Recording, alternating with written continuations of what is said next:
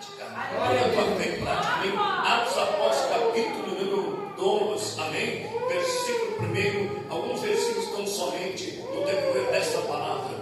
Atos Apóstolos, capítulo 2, diz assim: cumprindo-se o dia de Pentecoste, estavam todos reunidos no mesmo lugar, e de repente veio do céu um som como de um vento veemente e impetuoso, e encheu toda a casa que estava sentados, e foram vistos por eles línguas repartidas como de fogo, as quais pousaram sobre cada um deles, e todos foram cheios do Espírito, e começaram a falar em outras línguas, conforme o Espírito lhe concedia que falassem.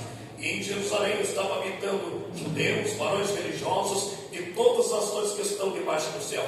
E correndo aquela voz, ajuntou-se uma grande multidão e estava confusa, porque cada um ouvia falar na sua própria língua. E todos pasmavam e se maravilhavam, dizendo uns aos outros: pois que não são galileus todos esses homens que estão falando? Como é que os ouvimos a cada um na nossa própria língua? E somos nascidos partos, medos, elamitas, e os que habitam na Mesopotâmia, Judéia, Capadócia, Ponto e Ásia, Frígia, Panfilha, Egito e parte da Líbia, junto a Cirene, forasteiros romanos, tanto judeus como prosélitos, cretenses, árabes, todos temos vindo em nossas próprias línguas falar das grandezas de Deus. E todos se maravilhavam e estavam suspensos, dizendo uns para outros: que é isto quer dizer? E outros zombavam, dizendo: estão cheios de rosto, mas o Espírito de Deus está aqui, abaixado.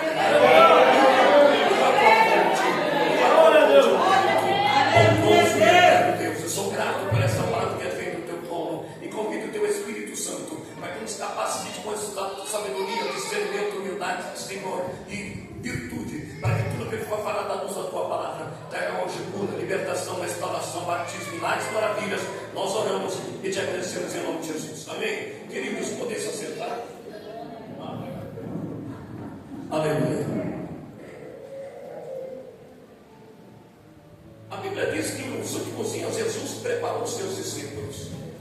Enquanto o mestre estava, os discípulos tinham ali a autoridade.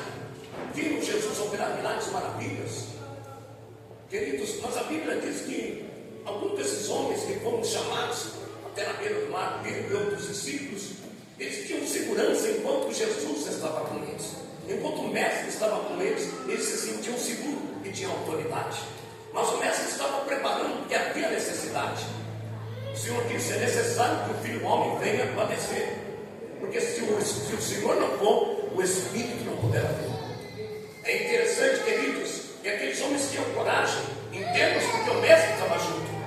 Mas quando se cumpriu a palavra, eles esqueceram da promessa. O Senhor disse assim: olha, seria necessário que o Filho do Homem venha a ser crucificado, morto, mas ele ressuscitará ao terceiro dia. O Senhor tinha preparado o povo, mas a questão é o seguinte, irmãos: Deus tem preparado a igreja, mas quantos estão crendo? Deus tem avisado que o anjo já está com a trombeta na mão, esperando o sinal do papai. Muito em breve, muito mais antes do que você imagina, a igreja já está mandada na terra. Mas quantos estão acreditando nessa promessa? Os discípulos andaram com Jesus, viram Jesus, ouviram ele falar várias vezes: é necessário que o Filho do Homem tenha sido traído, condenado, morto, mas ele ressuscitará ao terceiro dia. Porém, quando tudo se cumpriu, quando Jesus foi morto e expirou na cruz, o que os discípulos fizeram? Esqueceram da promessa. Voltaram, Pedro voltou a pescar. Alguns outros se afastaram e ficaram com medo e disseram: agora mataram o mestre, provavelmente nós também seremos mortos ou perseguidos. Desistiram, esqueceram da promessa, esqueceram da palavra de Deus. Querido, não esqueça daquilo que Deus tem te prometido. Quem me prometeu é fiel para cumprir.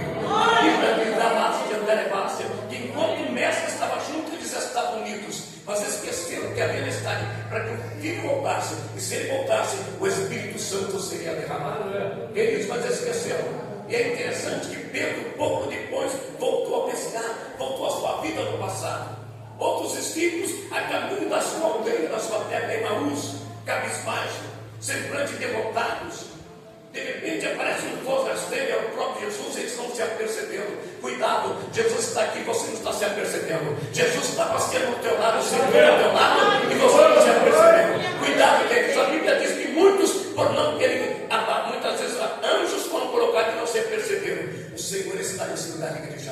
A Bíblia diz que aqueles discípulos agora, caminhando na caminho de uma luz, esqueceram da promessa que Jesus mas que ressuscitaria e que Ele cumpriria a sua palavra. Esqueceram, meu amado, isso é para mim e para você. Não esqueça que aquele que lhe prometeu é para cumprir. Não olhe para as circunstâncias, mas acredite que poderoso é aquele que lhe falou. A Bíblia diz que a caminho de Emaús, os discípulos estavam cabisbaixos.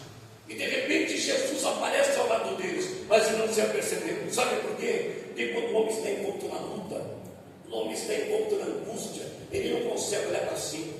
O seu semblante de derrota, você olha para baixo. O inimigo cega, o inimigo não deixa você enxergar que existe uma promessa. Você só olha com uma dificuldade. Eles estavam cabisbaixos. Jesus apareceu ao lado deles, não reconheceram. E Jesus, observando o que eles falavam, disse: por que estáis entristecidos? E eles disseram: tudo forasteiro em Jerusalém, que não sabe o que aconteceu. E Jesus perguntou: o que é que aconteceu? Olha, aquele que se dizia profeta foi morto, e hoje é o terceiro dia, e não se cumpriu ainda. Aleluia. Queridos, eles ouviram a promessa da própria boca de Jesus, mas não confiaram.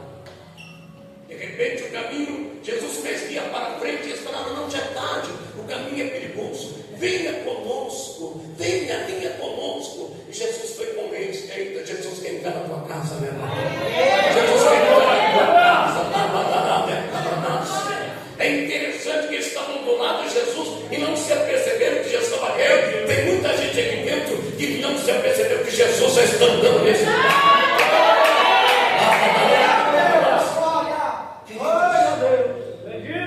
Presta bem atenção, não basta estar na igreja, tem que estar no culto.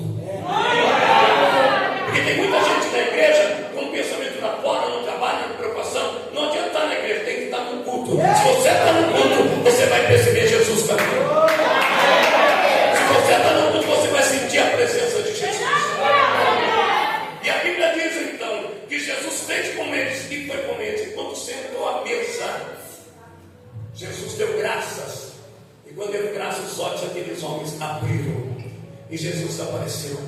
E um disse para o outro: não ardia em nossos corações quando ele falava. Oh, glória. Irmão, desde que eu cheguei aqui, eu não estou brincando sobre demagogo. Eu estou brincando de feliz ali. Enquanto eu cheguei aqui, depois comecei a ouvir os louvores, meu coração já começou a arder. Porque eu sinto que tem algo maior do que eu e você possa imaginar. Não é porque mereçamos, não. Que não é que ninguém conseguiu, é porque Ele prometeu: onde tiver 2 ou 3 ou mais reunidos em meu nome, eu lá estarei no meio. Mas pastor, como é que você pode ter essa certeza? Você está vendo ele com os olhos da carne? Não, com os olhos da carne não, mas a Bíblia diz que o que é a fé? É o firme fundamento daquilo que não se vê, mas daquilo que não se espera. Com os olhos da carne eu vejo em você, mas com os olhos da fé eu vejo um homem de preocupação e necessidade. Com todo respeito, Ele quer tirar esses canos dos teus olhos. Você quer andar na cabisbaixo, preocupado, um problema na família, um problema de saúde, um problema no trabalho, e a gente vive com uma carga emocional muito grande, e às vezes a gente olha tanto para baixo, tão preocupado com os problemas, que muitas vezes não se apercebemos que Jesus está do nosso lado.